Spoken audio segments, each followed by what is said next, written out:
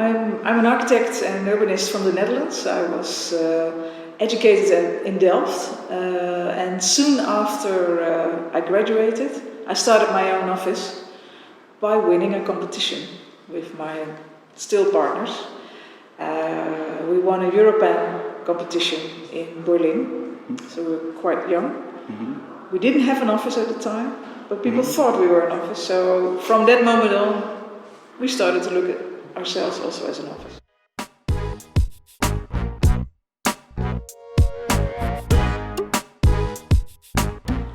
After our graduation, we started to work for other offices. But of course, we soon discovered that we also wanted to do something that was really from ourselves and not for the employers we were working for. And we thought competitions is a wonderful way to explore further our own ideas and have a little freedom in what to do.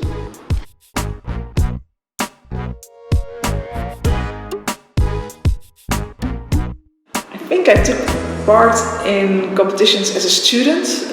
One of the first was actually with my now husband, but it didn't work out that well, so we were also quarreling a lot.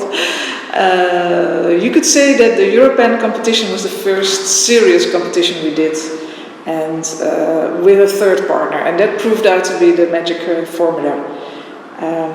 Why we were so interested in that competition is because we had to figure out new ways of living in the city. So European is dedicated to housing and to the development of cities, and we really saw it as a nice platform to investigate and to show our ideas.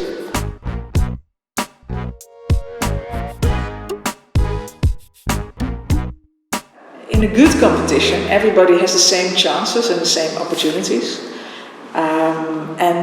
If a lot is asked for, we also think it should be fair that competitions are paid for, if they're invited competitions. But it's also the uninvited ones are an excellent possibilities for young architects who are not that well known to gain a platform. And looking at the results, you can also always learn a lot about yourself and about others. So I would almost say it gives a sort of indication of what's going on in contemporary architecture if you look at the results of the competition.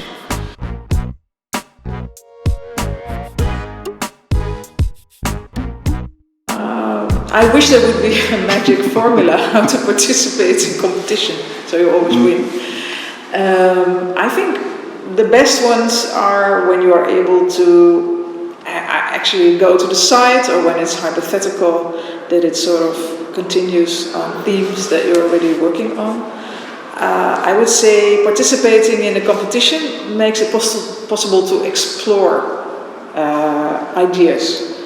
And also to make really a statement. So it's important when you work on a competition, we think, is that we make a design that really communicates an idea.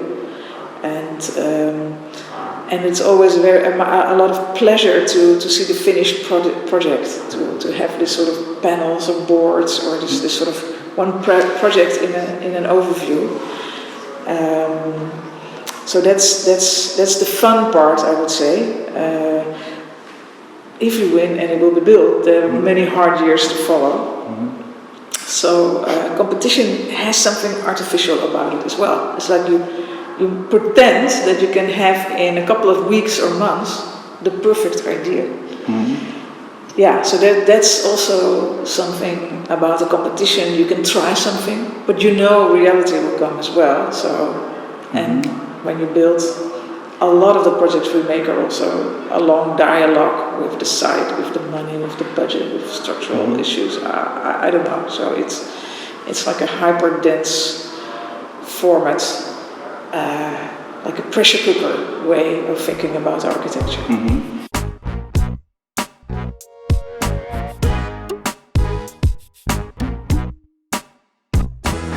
I'd say in a competition probably the projects are usually a bit more sharp and extreme and outspoken, because there's less dialogue watering down things.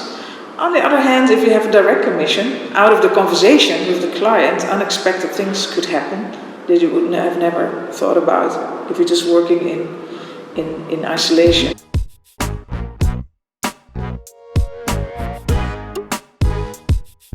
I mean, I'm looking here at this magazine, I'm seeing something, I'm thinking like, well, I don't know what client would answer this, if only they would. But so I think competitions can bring us to dreamed futures, show something like a utopian vision of the future as well, a good competition. I think. I remember competitions and designs like for Parc La Villette. That was during my study years, and we all just looked at all the different solutions that the architects had made for that competition, and they informed us all in so many different ways, also the ones that were not built. So because they can be so strong and powerful, they can still have an influence. I mean, our first competition design together for Berlin, the Berlin Voice Project, it was never built, but I can still, it still plays an important role in our own architectural language. It was like the kickoff point that assembled many of the ideas we had together. So also unbuilt projects can change architecture that is built.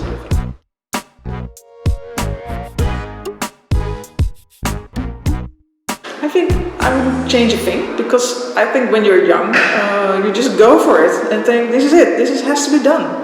Now I'm thinking maybe twice or 3 times. I'm thinking a lot about things, and at that time we just went for it, and I think that's good as well. So I mean, competitions are also out there to explore possibilities.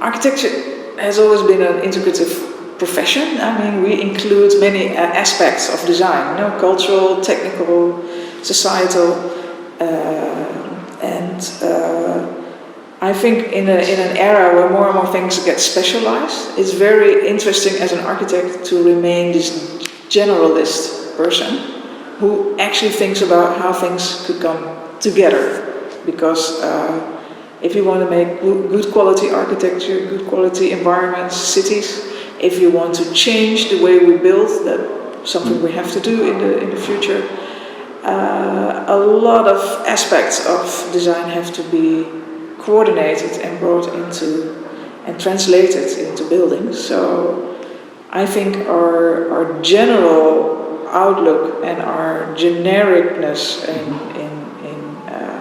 what we can do is a very important quality to use in these days. We don't go just in one or in another direction.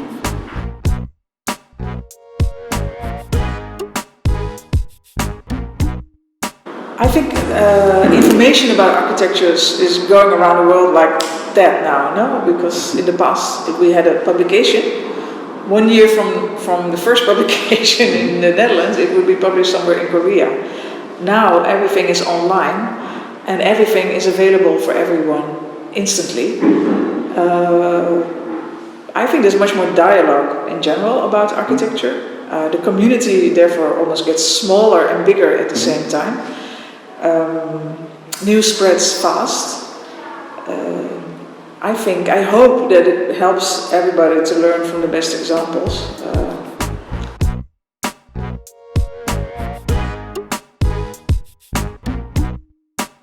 I do notice that certain styles and fashions are spreading fast. I see it sometimes in the office, things popping up, and at the same time with students as well.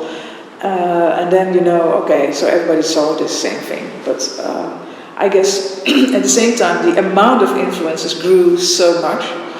I'm not sure if it's any different from 20 years ago when the magazine, international magazine, got on everybody's doormat, or whether you see things online. In the end, architecture is a slow profession.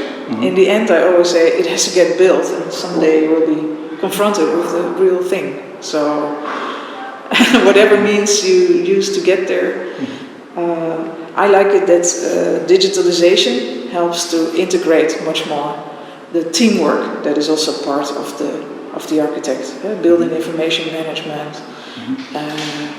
scripting, all these tools so much enrich our lives.